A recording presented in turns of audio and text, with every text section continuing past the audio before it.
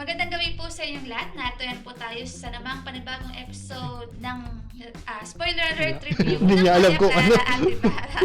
Ako nga pala si Yui, makakasama nyo ngayon para magbigay ng reaksyon. At huwag muna kayo maingay sa likod. So, pag-uusapan po natin ang ika-13 kabanata ng Maria Clara at Ibarra. Pero bago po ang lahat, huwag po kalimutang i-share po ang ating video at i-like ang aming Facebook page, facebook.com/fpsmedia.ph at instagram.com/fpsmedia.ph.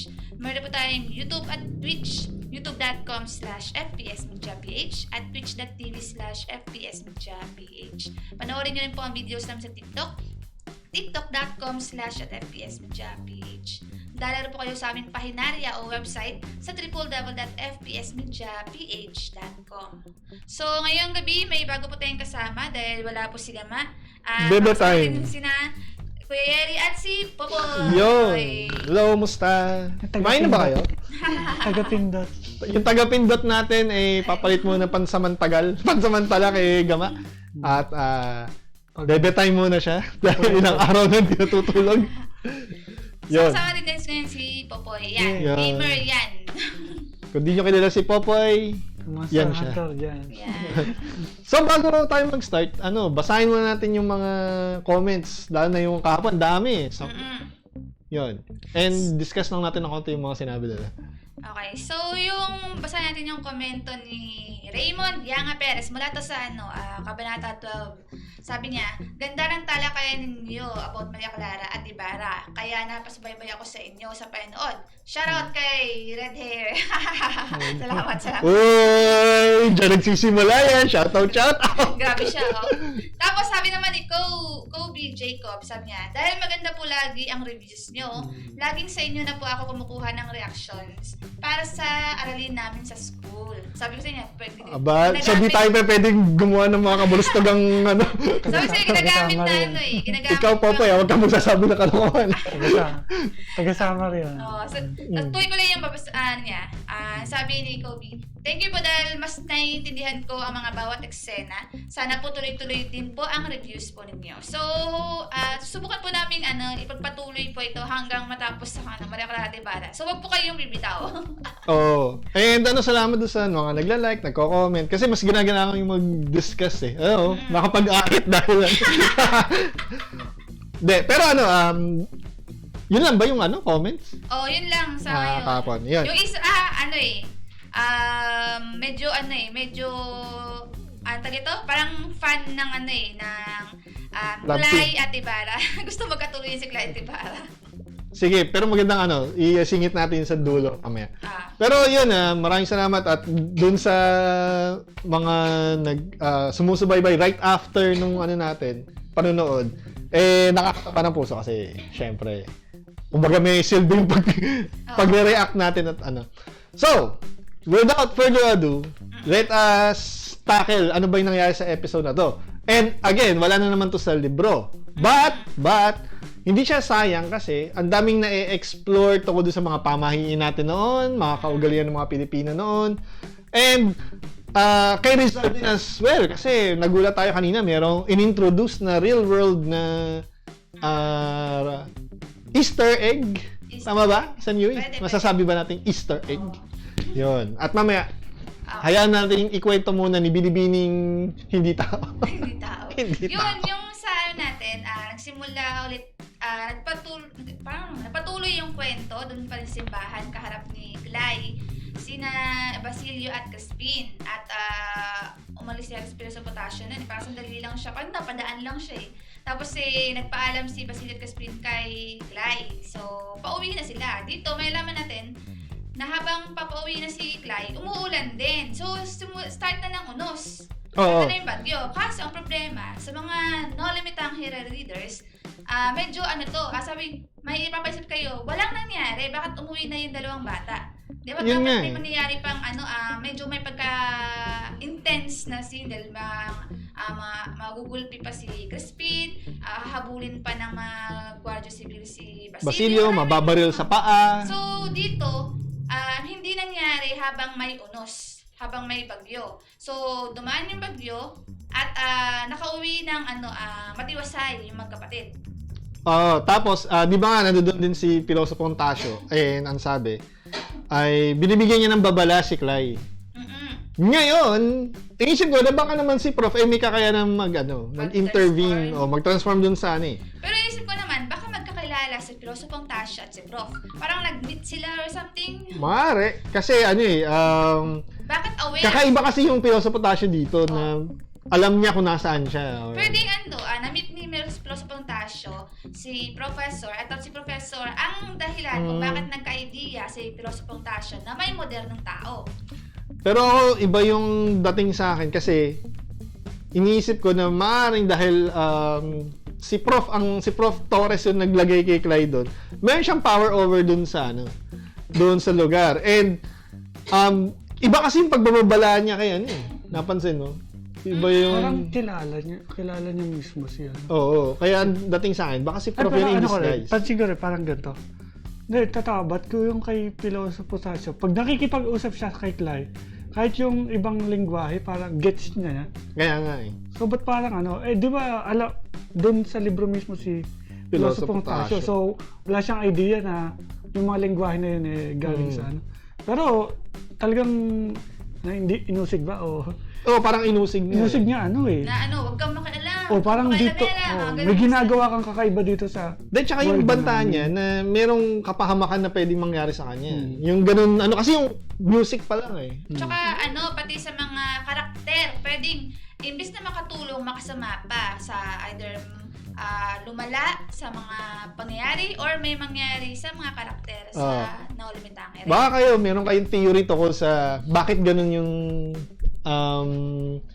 acting or pagkakagawa doon sa character ng Piloso Pontasio parang dito. Parang passive-aggressive ba yun? Passive-aggressive. Ka lang yun Kasi talagang kung magsagutan sila, di ba? Tsaka nag-i-intervene siya. Na parang to the point na hinayaan niya makatakas yung bata doon sa impluwensya niya. Pero di ba yun nga, kagaya ng umuulan. So, yung mga nakabasa dati talaga ng mga alam na may may eksenang mangyayari doon. So, pero nung pinanood natin, wala. Halos parang ordinaryo day lang na. Pero pwede naman magtuloy di ba? Kumbaga. So ito yung parang siya sabi ng Lebron na, sige, ito yung ginagawa mong intervene. Wala, so gagawa ako ng paraan-paraan. Ituloy ito, Pwedeng busy pa yung may mga ibang factor na hindi pa siguro natin nakikita bakit wala pa yung tungkol sa pera.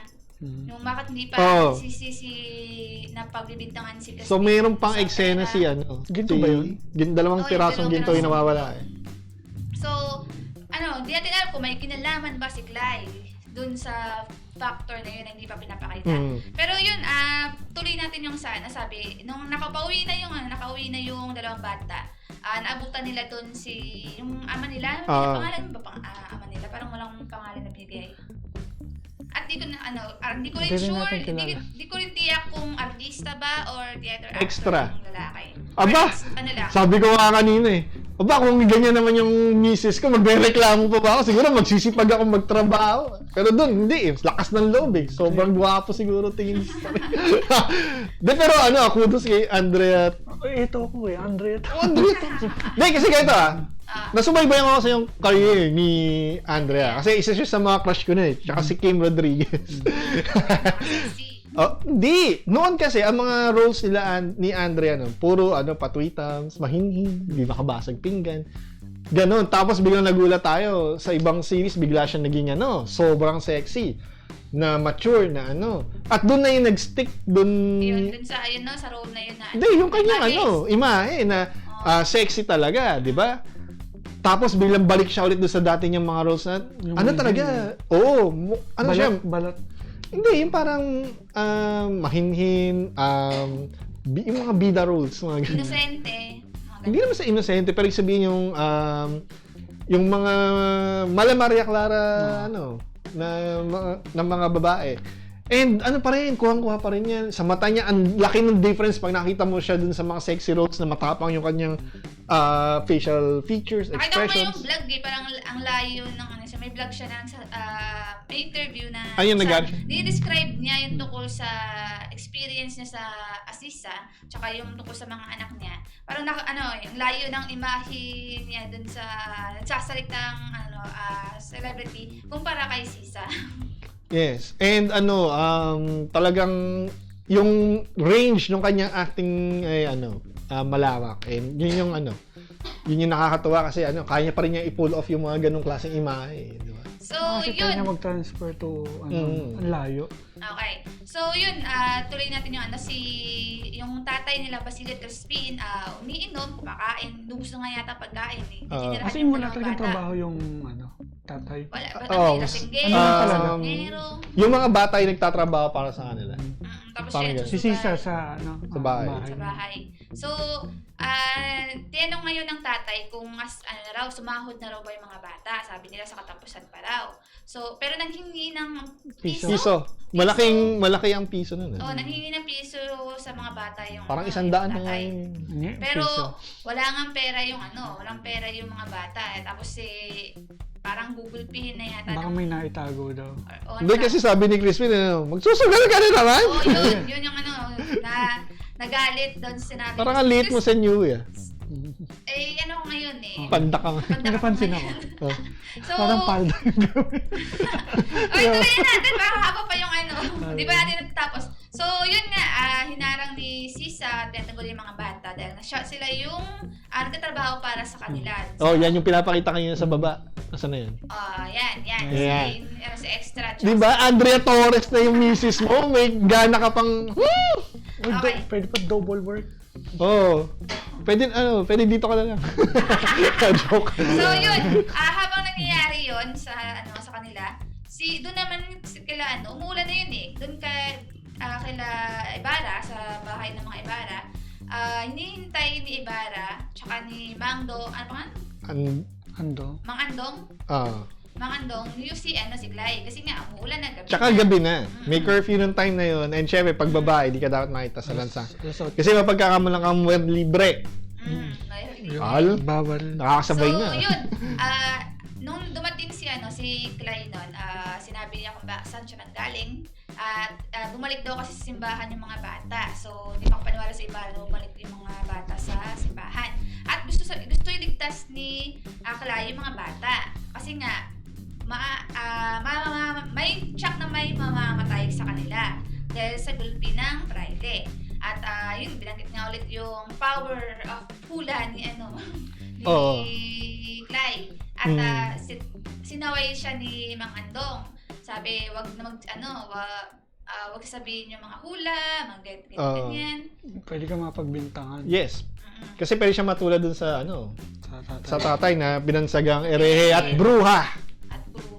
Pag bruha, Mangkukula, mga ganun. Pero sinabi nga ni Clay na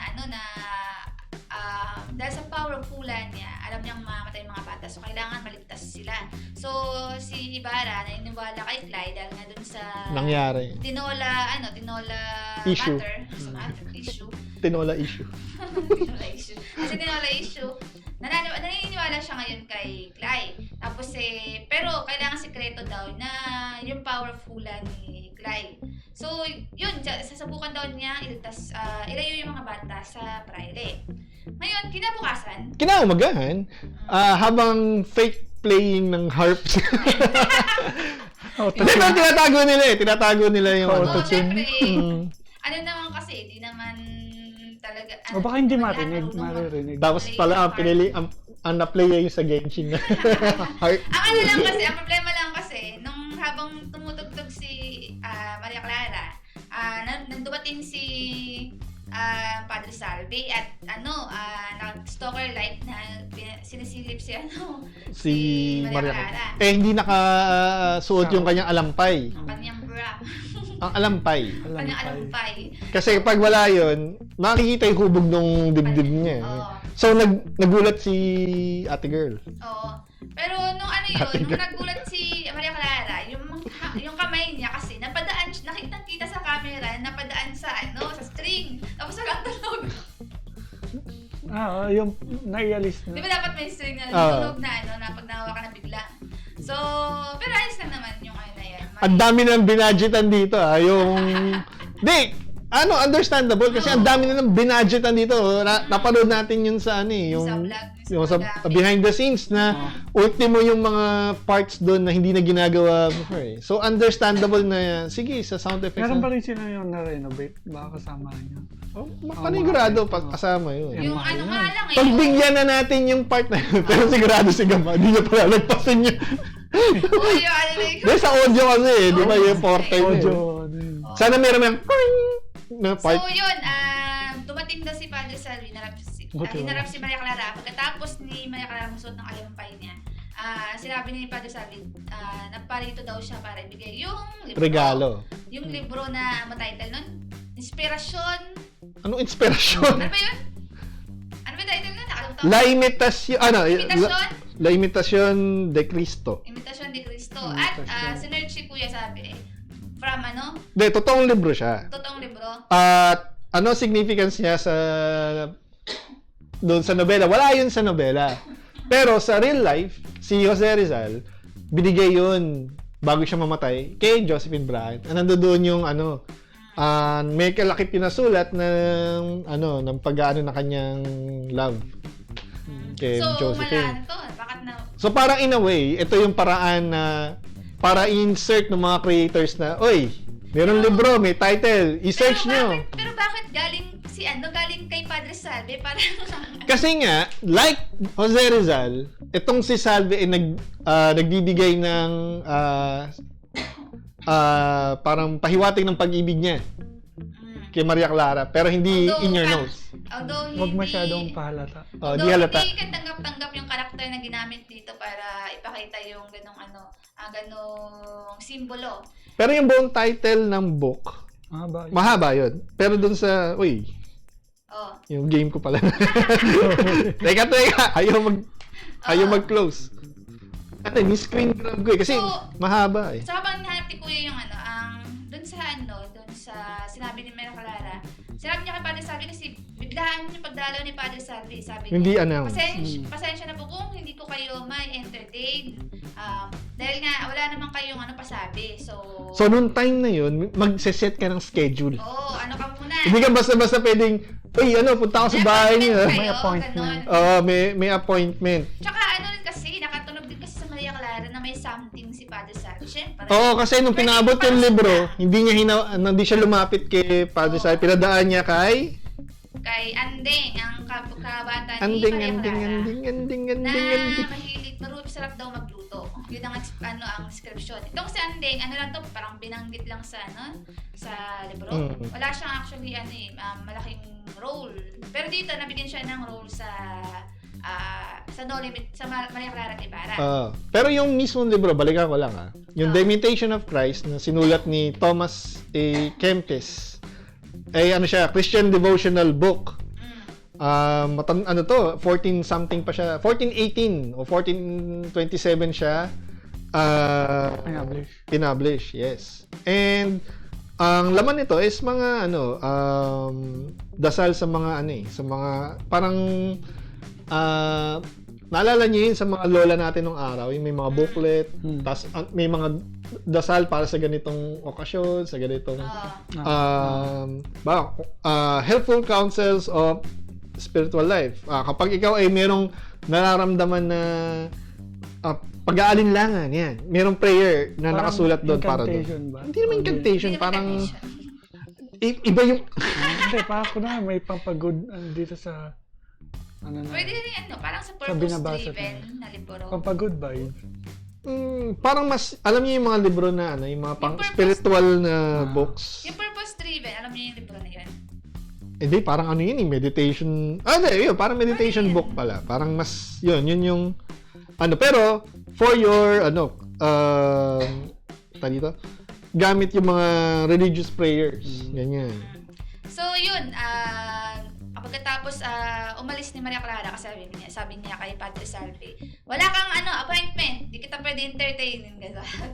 So, umalis na si Maria Clara, iniwan niya si Andeng kay Padre Salvi. Tapos itong si Padre Salvi nakipsisa kay Andeng. Andeng. Tapos nag naman si Andeng na parang pinagbala kayo ng nakabata siya ni Maria Clara, na pagkakatiwalaan siya, ganito, ganyan. So, itong si Padre Salve, nagka-idea na gawing espiya si Andeng. So, doon nanggaling ang hashtag MCI, espiya natin ngayon. So, Spy family! Spy friend. Anya! So, ngayon, binigyan ng pera ni Padre Salve si Andeng at nagulat si Andeng. Yung ano pa nga ni Andeng, yung kamay niya, yung pera, yung position na tatanggap ng abang tawag dun sa Hostya. Tapos nagulat siya, sabi niya, "Nako padre, hindi ko matatanggap yan, hindi ko magagawa."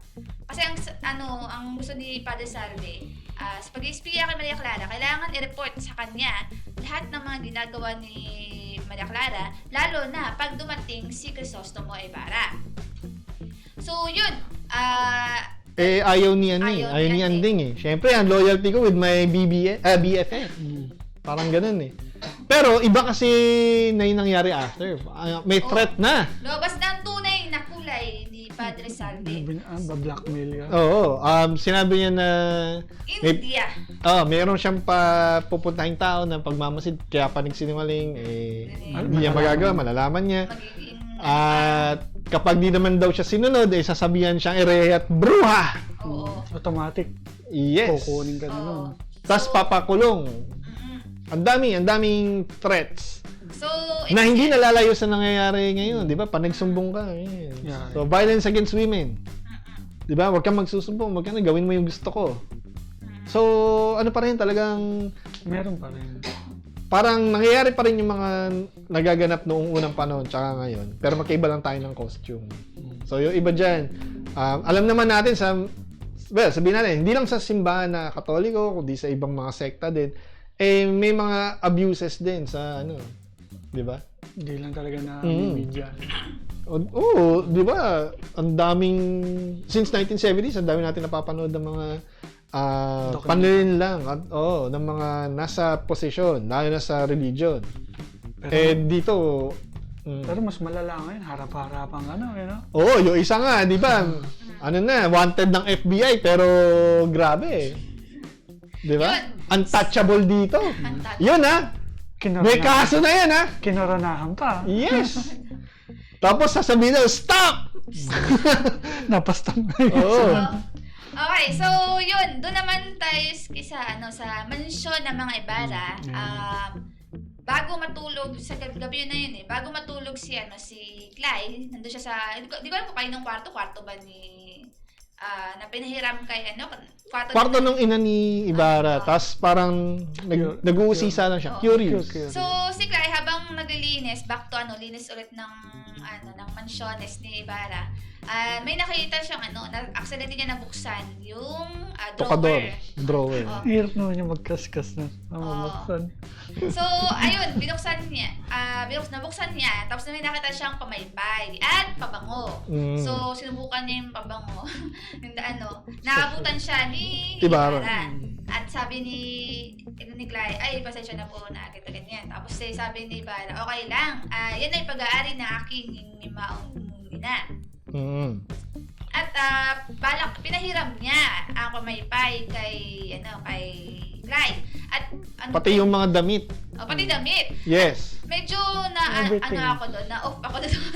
Hindi, kasi ang tingin lang talaga ni Ibarra kay Clyde ay mother figure.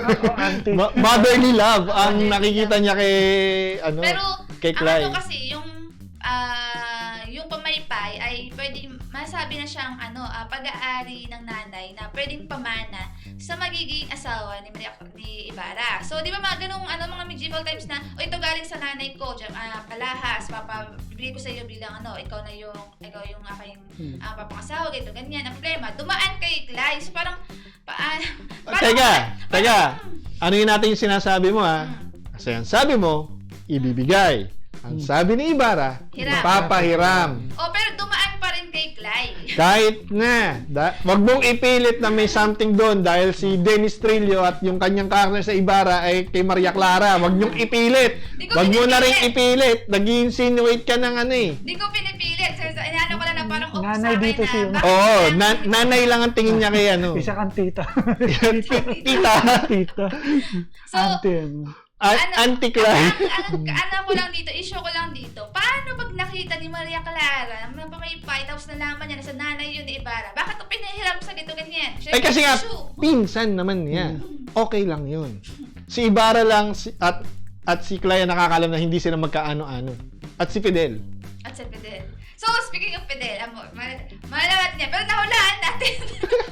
Nahulaan natin kasi nung nakita na ko yung pamaypay, tapos pinapay-pay ni kasi mati si Ibarra, tapos si Clay, pinapay-pay sarili, feeling Demure. doon niya na social na etc. Tumitingin sa salamin. Tapos bigla ko naisip, di ba may ibig sabihin Yung pagpaypay. pay-pay, paglagay sa sa mukha ng tapos sabi niya ko, paano pag ginawa niya yun sa harap ni Fidel? Tapos nakita nga natin sa trailer. Oh, yung trailer para bukas. Pero wag muna natin spoil masyado Oo. yun. Medyo juicy So, balik yan. tayo dito. Juicy.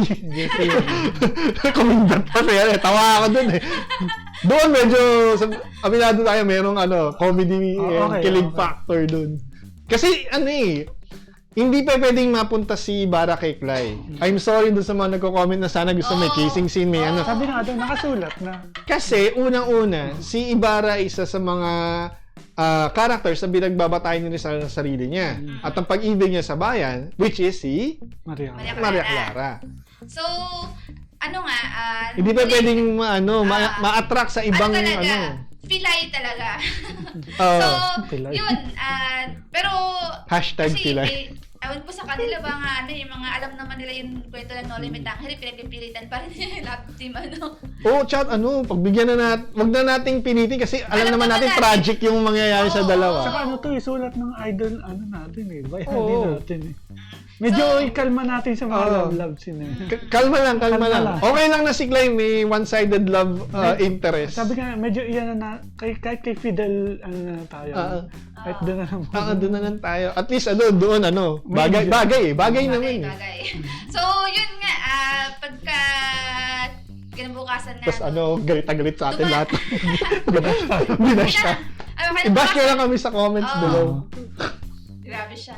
Kinabukasan ng mga si Ibarra dumalaw kila Maria Clara. At, Yes. At, abang tawag dito, pagdating ni, nagpalitan ng matamis salita yung mag-jowa eh. So, doon namin nasip, sa party na ito, gagamitin yung sulat. Kasi hindi natanggal sa suyuan sa azotea. kumbaga para extension nung suyan sa azotea na nung nakaraan nga, ni-review natin, nakat ang daming nawala. Wala ang sulat ni Ibarra. Yes, tsaka di masyadong na yung chemistry ni Ibarra noon tsaka ni Maria Clara kasi parang ang dating hindi sila mag-shota nun eh. At least nga dun sa nakaraan kahapon, kahit konti may nakita tayo yung pag-akbay, mga ganyan. Parang nawala sa book kasi hindi pinakita yun sa libro eh. At kahit dun sa 90s na version. So, kumbaga binabawi? Hindi mo sabihin binabawi, pero parang siguro nilalatag na ganito yung ligawan, ganito yung mga magjowa ng time na yun. So, parang in-extend nila yung mga kabanata, tas in between, nag-i-insert sila doon na, ganito yung merienda, ganito kumain, ganito yung pamidadalaw, kailangan mag-aano. Kung paano kumilos talaga. Oo. Hindi ka pala pwedeng, pupunta ako ngayon sa bahay ng crush ko. Oy, tito, tita, ganun. Hindi, kailangan pala mag-ano ka pa ng appointment. Dadalaw po ako ng 3:00 ng hapon, tapos Speaking of appointment, walang appointment si Ibarra. Hindi. May Meron! Ano ba siya? Sabi ba nga ni Maria Clara, akala ko, sabi niya, nakalimutan mo na. Tama yung word na sinabi. Hindi. Kasi siya ay exclusively dating. Di ba? Fiancé ang kanyang status, hindi boyfriend-girlfriend. Saka alam ng buong bayan. Oo. Tapos hindi ka pwede tumanggap ng ibang bisita ng basta-basta. So, ang may exclusivity lang kasi you are exclusively dating. Yung jowa mo lang. Ngayon yung ibang lalaki may on the side pa mga side chicks kung tawagin Wala noon nung araw. So, dapat ganito yung natin. Maginoo, hindi bastos. Yun. So, bago, wala pa yung liham na lumalabas dito eh. So, ang yung dito, sinabi, ang pakayata ni Ibarra dito ngayon, hindi ko alam bakit si Maria Clara kailangan niyang lapitan. O baka dahil sasabi niya ni Maria Clara kay Ibarra, mayroon kang nililihim sa akin. Yes. Word. So, yun ang nasa isip ni Ibarra ay yung sinabi ni Clyde tungkol sa mga bata. Nun nga, napag-usapan nila na hindi nila pwedeng isumplong sa mga lespo. Kasi nung mga time na yun, ang mga lespo hindi rin naman ganun ka reliable like today. Oo. No offense sa mga Meron lespo. talaga. Oo. Naalala ko, na-hold up kami, harap-harap, sabi, habulin daw namin. Tapos minsan sila papasok. O, tapos sila pala yung magnanakaw. So, Yun, bukod nga sa yung mga yun, kasi nga, yung mga Guardia Civil at sa Kura. Parang sila, friends sila, yung Guardia Civil at Kura. Di sila friends technically. Ang problema nga nung panahon na yun, di ba? Itong sila Padre Damaso, tsaka sila above the law ang tingin nila sa sarili nila. To the point na kahit yung mga Guardia Civil at yung mga Walang walang laban. yung mga nasa government, tingin kasi nila mas mataas sila sa hari dahil sila ay direkta sa Diyos. Naalala ko tuloy yung 1961 na No Limit Tangre na inumpisa ko ng panoorin. Nandoon yung usapan na ano yung paningin ng mga praile doon sa sarili nila. Nasabi nila, kami ay diretso sa Diyos. Sino ang hari? Para bubig. Ganun yung nila, mindset nila. Nga rin pala, may mga ibang mga nasa posisyon sa Guardia Civil na against din sa mga sa praile katulad ni Teniente Ibarra. Pero kahit sila, takot sila sa mga praile. Wala pa rin silang kapangyarihan para labanan yung mga kura, ang mga praile. So yun, habang nasa isip ni Ibarra, yung tungkol dun sa napag-usapan nila ni Clay, nasa likod nila si Andeng, the espia of Padre Isabel. Padre Salvi. Nagsasabi nito. Nakainom ka ba? Nabaliktad ko yung mga letters. Salve. Yung adding Isabel. kanina. Yung adding kanina. Nag-adding. Andeng. Andeng naman talaga yung Nga, hindi. Adding kanina. Hindi, yun. So, doon nagtapos yung episode. Pero natin baka pag Pero nalaman may, lang ako, nga pala, may parang medyo nakakal. Ano nga pala yung ibig sabihin ng yung binagsak yung mga cubiertos ba yun? Kasi siyempre, mamahalin yun eh. Ang nangyari kasi nagulat siya. Dito nakita pala yung isa sa mga karakter ni Dia Isabel pag nagalit. Tinawag niyang tonta si Andeng. Hindi ka naman tonta dati. Hindi ka naman tonta dati. Doon nakita natin yan. Medyo pag nagalit si Dia Isabel, magamit ng masasakit na salita. Kasi pero hindi pa gano'n medyo mild pa nga yan eh. Nung nakita ni Andeng kasi si Crisostomo Ibarra, bigla niyang nalala yung sinabi ni Padre Salvi. Tapos, yun, nabagsak niya yung hawak niya mga kabiyertos sa Diaba. Nagaling pang Italia. Italy. Diba? So, yun, habang doon na tapos yung patawagan? Pero ang pinag-uusapan na nila kasi, yung ano ba yung problema at yun nga yung kay Crispin at Basilio. At inaalala natin bakit pag sinabi niya, lagot na, nandyan sa likod nila yung espiya. Ngayon, dito pasok ang sinabi ni Paloso Potasio na baka may mangyari sa mga karakter o sa mga events doon dahil kay Clyde. Dahil nga sabi na si Clyde nakialam, sinabi niya kay Ibarra. Tapos si Ibarra, sasabihin kay Maria Clara or gagawa siya ng paraan para maligtas yung mga bata. Magiging dahilan yun para mas magkaroon ng dahilan ng mga praile na usigin si Ibarra. Yes, kasi naniniwala siya sa isang bruha. At manghuhula. Saka ngayon nga, di ba parang hawak na ni Padre Salvi yung kaibigan niya si Andeng. So, ano nga daw? So, ano tawag daw? Na may espiya na may pa. Pwede rin sabihin, sobrang takot ng mga bata, kahit natanongin yung mga bata, sabihin, hindi sila sinasaktan. So, sasabihin, naninira ng puri si Ibarra, naninira siya ng manipulatasyon ng mga praile. So, yun, medyo, lagot sa Ibarra dito. Sa Ibarra, yung maapektuhan. Ang hula ko naman is, nagda-divert ng konti yung book pero nag-autocorrect, di ba? Hindi magiging issue yung pagnanakaw sa dalawang pirasong ginto na originally nung panahon na kumikidlat at kumukulog, noon naganap yung Yun yung dahilan. pagpalo at pananakit doon sa mga bata. So, nabago ng konti ni Clay pero nagtuloy as is yung kwento dahil na rin sa kagagawa niya. Why? Kasi hindi niya binasa yung libro. Ganda lang siya. So, alam yung mga mangyayari. mga consequences. Yes. Hindi niya alam na ano ang posibleng kahantungan ni Ibarra pag pinagpatuloy niya yung ganitong path. Tingin ko doon siya binabalaan ni Prof na tipong baka dahil nga napapalapit siya sa mga characters, hindi na characters na lang ang tingin niya sa book. Siya, emotionally, mentally, maapektuhan na to the point na sisihin niya yung sarili niya dahil gusto niyang baguhin yung libro at yun yung mga naganap.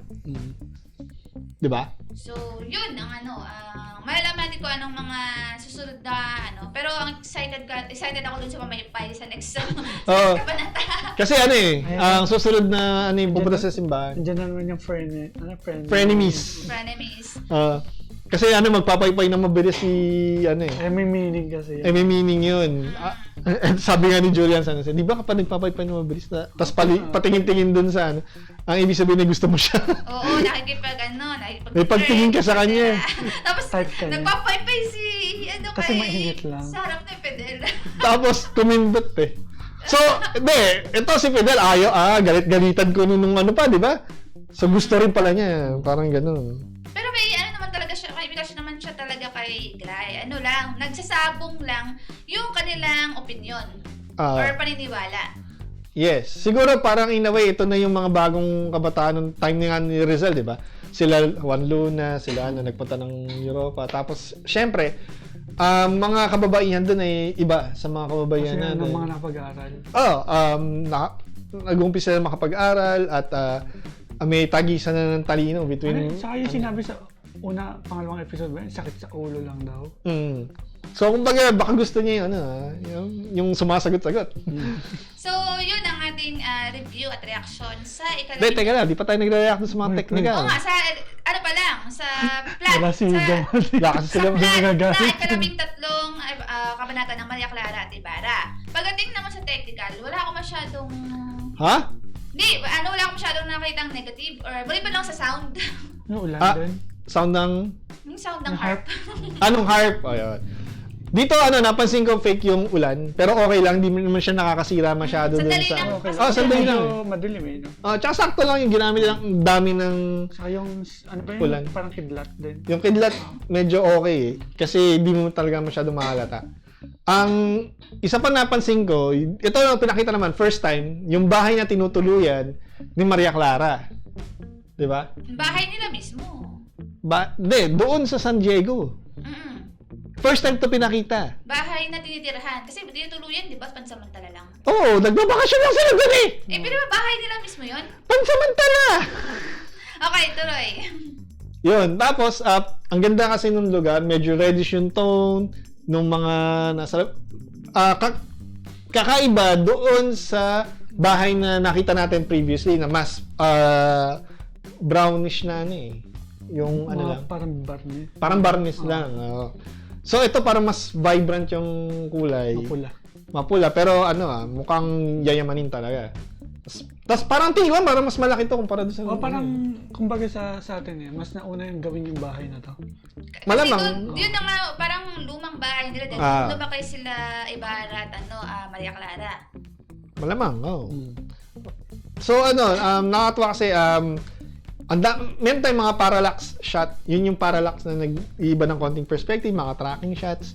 And na-appreciate natin kasi bago sa paningin natin Hindi yung tipong parang no offense sa gumawa ng Encantadia pero alam natin na ni-recycle nilagay ito dito, anong ganun.